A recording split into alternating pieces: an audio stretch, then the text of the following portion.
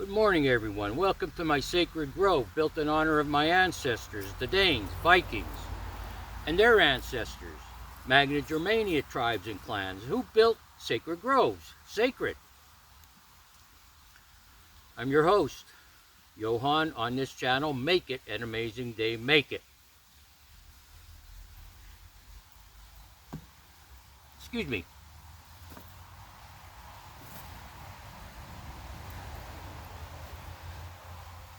Hot and humid again today. This is an old-fashioned July. I remember from like when I was a kid. Excuse me, Ace is tangled up on a rock. Come here, buddy. Come on.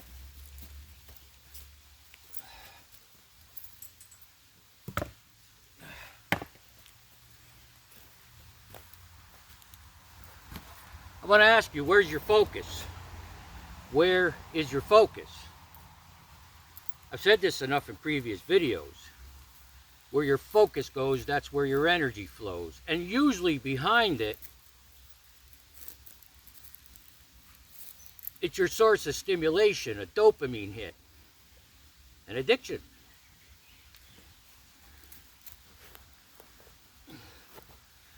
That's a nice round pebble. When you wake up in the morning, what do you think of? What do you think of?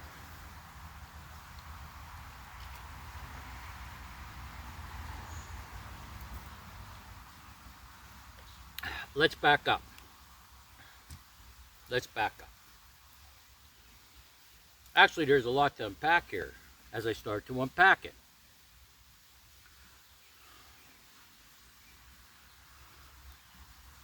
I don't know how other people think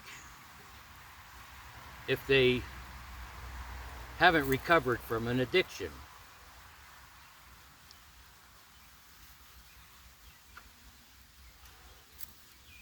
I don't know how other people think if they haven't recovered from physical or emotional abuse.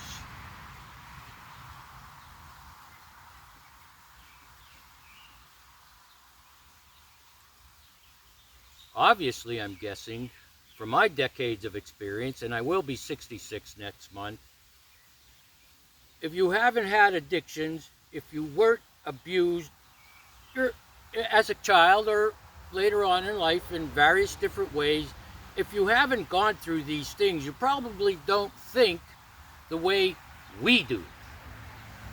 Probably don't think the way we do.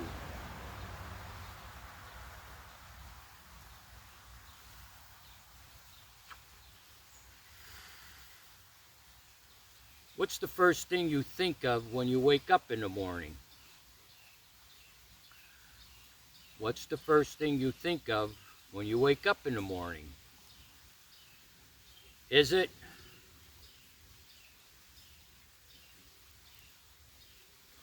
time to play the video games? Time to play video games. What's the first thing you think of in the morning?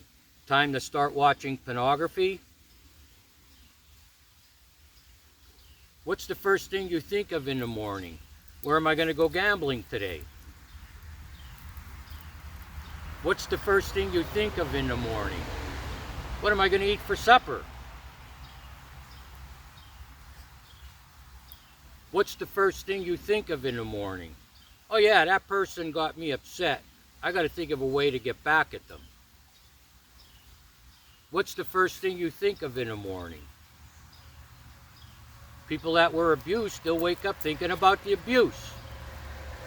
Not saying it's wrong, okay? What's the first thing you think of in the morning, and what's the first thing you do? Those things? Video games. First thing you do is video games and play them all day. Pornography. First thing you do is go on your phone or online, I don't know how you do it, and start watching pornography. Is the first thing you do thinking about gambling? Where you going gambling? Is the first thing you do you sit there and think about what you're going to make for supper? Is the first thing you do a response to past abuse. What's the first thing you do all day?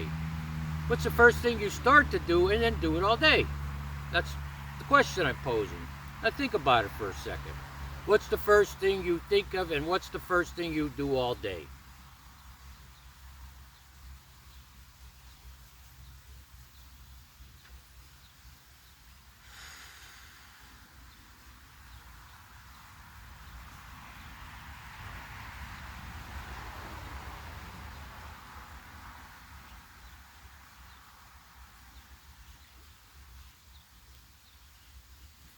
I and many people on this channel have recovered from a seemingly hopeless state of mind and body. We've recovered from alcoholism. We've recovered from drug addiction. We've recovered from emotional, physical abuse. We've recovered from gambling. We've recovered from that personality, the narcissistic type, where our focus is on how we're going to get over on people today. We've recovered from these things, or we are recovering. We don't think like other people.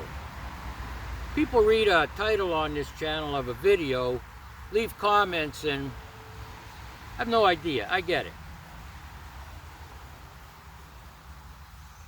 What's your focus on? Okay, what's your focus on? Where your focus goes, that's where your energy flows.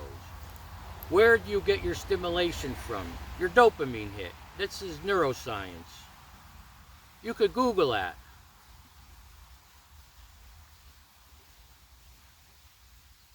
Human being stimulation / dopamine hits. Google it. Human beings stimulation / dopamine hits.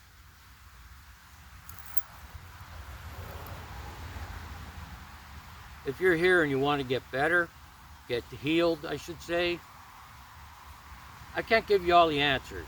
I will explain in depth my experience, what I learned from the masters, but sometimes you need to do some investigating and research yourself. I would hope you do that. That's how I got to where I'm at now, and I do these videos.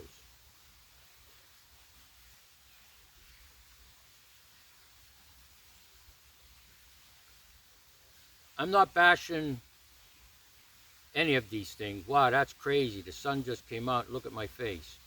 I'm not bashing anything.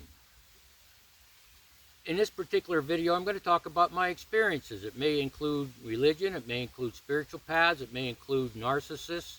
It may include the 12-step program, okay? It's my experience.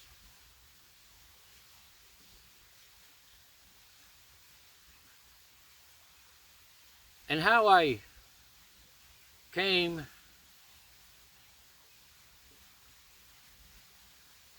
to speak about this topic, what is your focus, actually was born out of my experience with the 12-step program. People.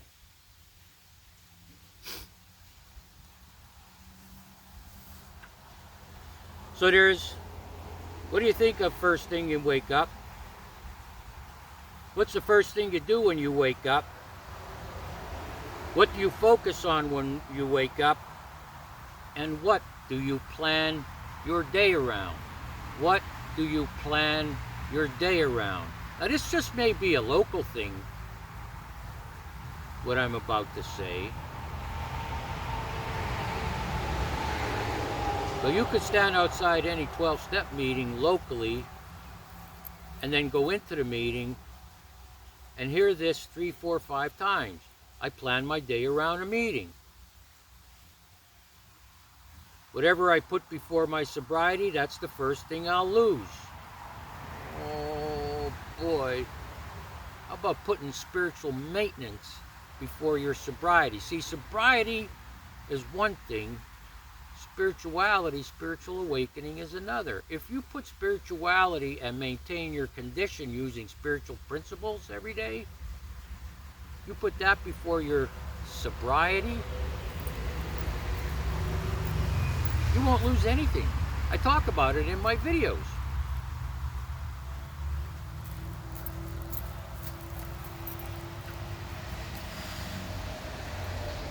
What do you plan your day around? You plan your day around playing video games all day. You plan your day around watching pornography all day. Let's be honest about these things. You don't have to comment on it. But we're going to talk here on this channel about things other channels don't talk about. We get real here. I'm a spiritual gangster. Let's get gangster about spiritual matters. What do you plan your day around?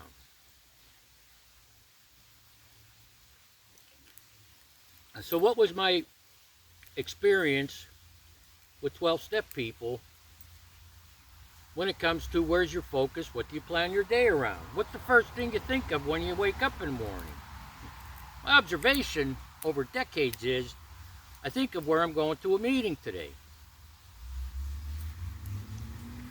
I plan my day around the meeting. I go to the meeting and I feel good when I leave. This is my observation, and from that, I drew many conclusions about life and all those things I mentioned. What do you think about when you first wake up? What do you do? What do you start to do and then do all day when you first wake up? So this is how, from this experience I'm describing, I focused on how it relates to other areas in life besides alcohol or drug addiction. These people say when I wake up, I think about where I'm going to a meeting today. These people plan their day around a meeting. They go to a meeting and when they leave they feel good. That sounds familiar. That sounds familiar. So you're sober now, and that's the way you think. Yet, isn't that what we did when we were in our active addiction or active alcoholism? We woke up, I need a drink. I want to drink. I have to drink, whatever it is. And then you drink all day. And there's the allergy and the obsession and craving and all of that goes with it. I'm not dismissing it. But that's how we used to think. You wake up, where am I going to get drugs today? Then you do that all day. You plan your day around getting drink and drugs. And then when you get them, you feel good. Just like the people that wake up, think about going to a meeting. Where am I going? They plan their day around a meeting, and when they get to a meeting, they feel good. It's the same behavior, except you can justify it now because you don't drink or do drugs.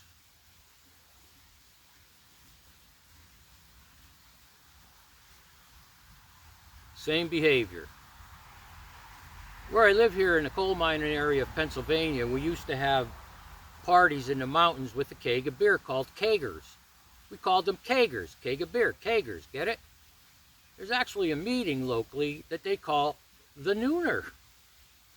Keger Nooner, get it?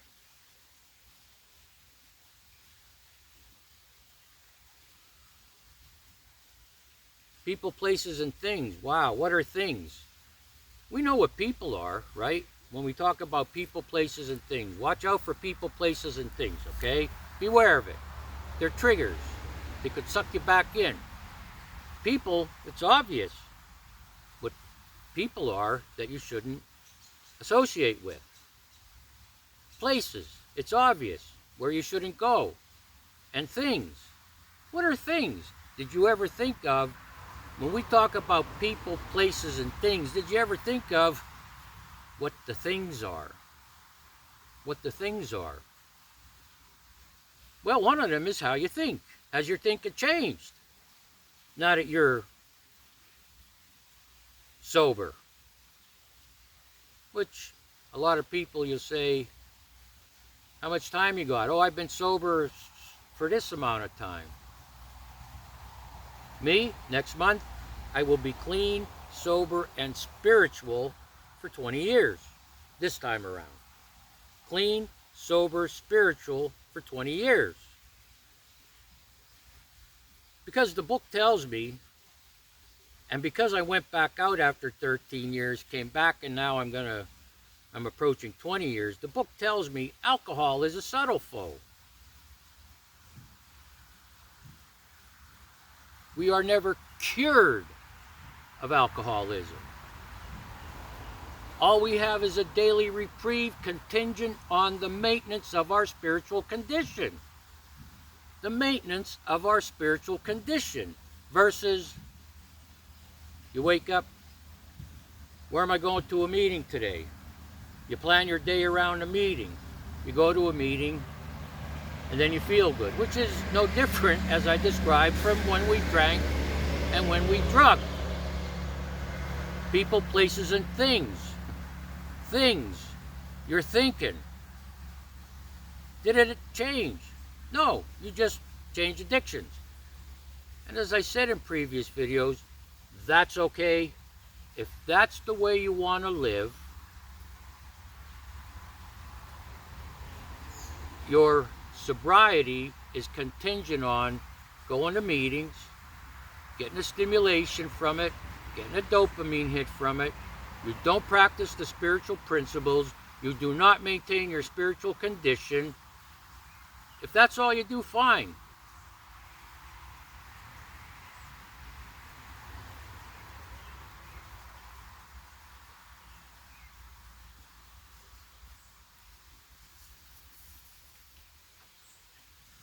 Maybe I'm as people say, an old fuddy-duddy. I deactivated my Facebook account, let's see, 7 years ago, I think. I deactivated it because after the 2016 election and all the nonsense that was going on platforms, and then it came out, algorithms on platforms were being designed to take a person with, based on what they say and the videos they research, take that information and put videos into their feed that are opposite of that to get them upset, angry, and all these other things. I was like, you know what? No, I don't need it. And I've had people say, Johan, look, if you're going on just to look at your messages, you don't have to look at those other things. Let me tell you what I've learned from neuroscience. Here's an example. Are you watching this video? What do you see? What do you see? You see me. You may look at my eyes, you may look at my eyebrows, you may look at my tattoos, you may look at my nose, my ears, my shirt, Thor's hammer, the trees behind me, the pile of woods, green, brown. And even if you're not paying attention to it, the eyes are recording it. You see everything. It gets recorded and logged into the data system in the subconscious, okay? So when you tell me, because I know and learned and studied neuroscience, when you tell me, well, just don't look at them, just focus here where your comments are, no. It doesn't work that way.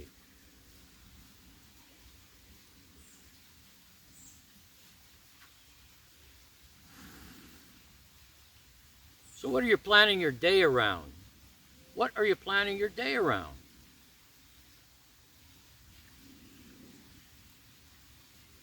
And what are the consequences of that? If you watch this morning's video that I put up, I may have a life-threatening condition that right now on this video, I fall over. I'm dead. An aneurysm that bursts. I'm dead. But because I plan my day around spiritual practices, routines, prayer, meditation, and self-examination. Because I do that, I'm on good spiritual ground. I'm on good spiritual ground. Decades of this routine every morning has developed patience, has developed discipline. I've developed the gifts of intuition. I've developed the gifts of discernment. You could say when I woke up this morning, I was kind of focused on the events that happened yesterday with the phone call that there's an anomaly on my aorta. They didn't tell me exactly where it's at. So the aorta starts from the heart, goes down here. I believe it splits, then goes down your legs. You could say I woke up this morning and that was on my mind. And it was. Not deeply. I wasn't totally focused on it. I didn't plan my day around, oh, what am I going to do now? Because I said in this morning's video, I've taken all the steps that I could take, and now I just need to sit back patiently. And if it's an aneurysm, hope it doesn't burst and I die. I could sit back patiently and wait as things develop. I have no choice. I have no choice. So despite all this, I grabbed a coffee and went on my deck 5 or 10 minutes. Then I made that video, and now I'm down here at the Sacred Grove. I meditated a little bit before this video. I'll meditate a little bit afterwards. Take in all of this around me.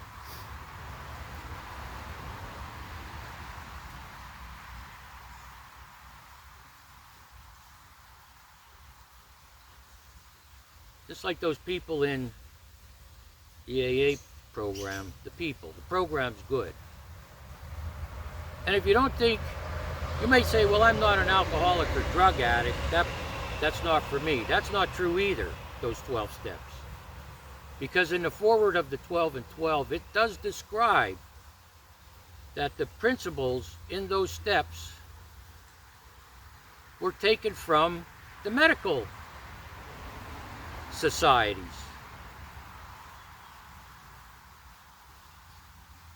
There were doctors, medical doctors, psychologists, psychiatrists. All these people were involved at the beginning of the 12 steps. The AA founders, they were all involved, giving their input, in other words, okay? It also describes in there that these principles are not only based on medical society and their input, but the society of religions. And back then, in 1935, everything was, can I say this, that you understand? Everything was like called a religion. Buddhism was called a religion. Hinduism was called a religion. They didn't, in the mainstream, say spiritual paths, spiritual ways, okay? So those principles were developed from things they learned from doctors, things they learned from religion, spiritual paths, spiritual ways, doctrines and tenets, and then it says their own experience. So you can look at them if you're not an addict or an alcoholic. And I said this before, Google the 12 steps of the 12-step program and just read them.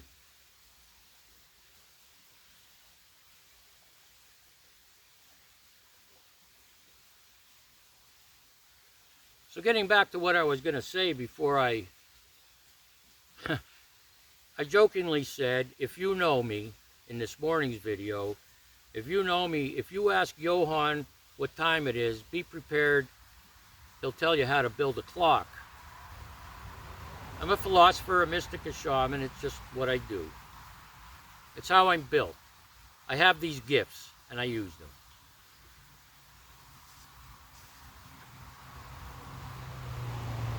These people that say, whatever I put before my sobriety, that's the first thing I'll lose.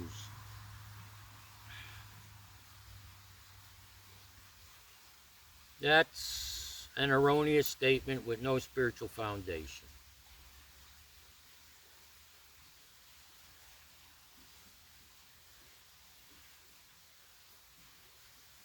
Here's what Johann has to say.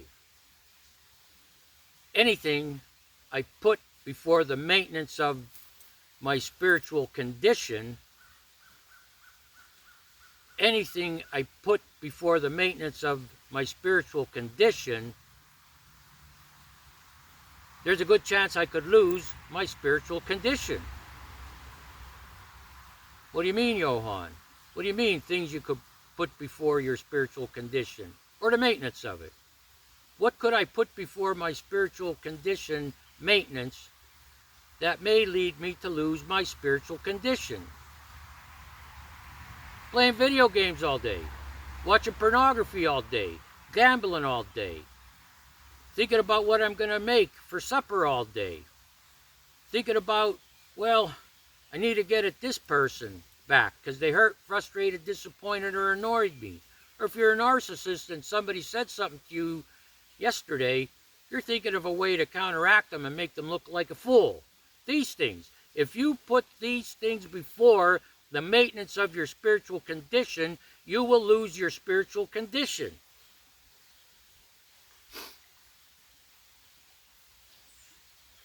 My experience, you don't have to believe me. You don't have to believe me.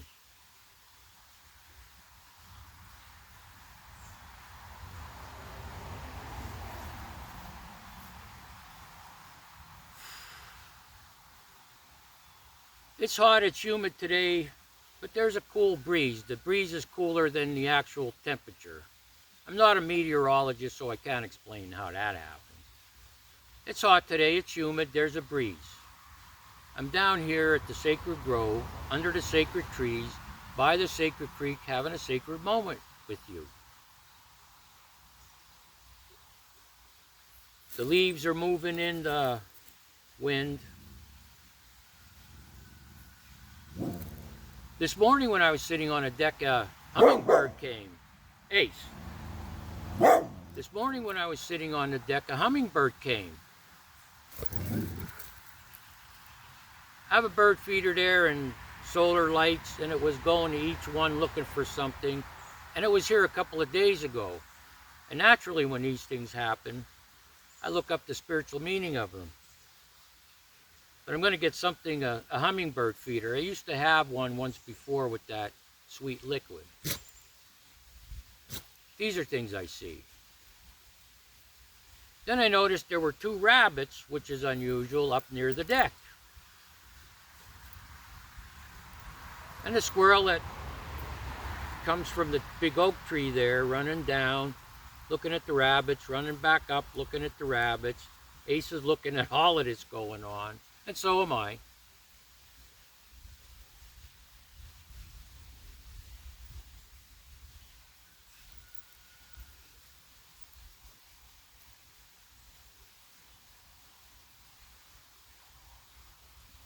If you got something out of this teaching, and I hope you did, please like it. If you got something out of this teaching, and I hope you did, please subscribe. If you got something out of this video, and I hope you did, this teaching, leave a comment. And please, be courteous, mindful. I've had to remove comments recently and block channels because there's those people out there. What they think about first thing in the morning is going to other channels and leaving disrespectful and sarcastic comments. That's what they think. That's how they get their jollies. And some people are inconsiderate in their explanations.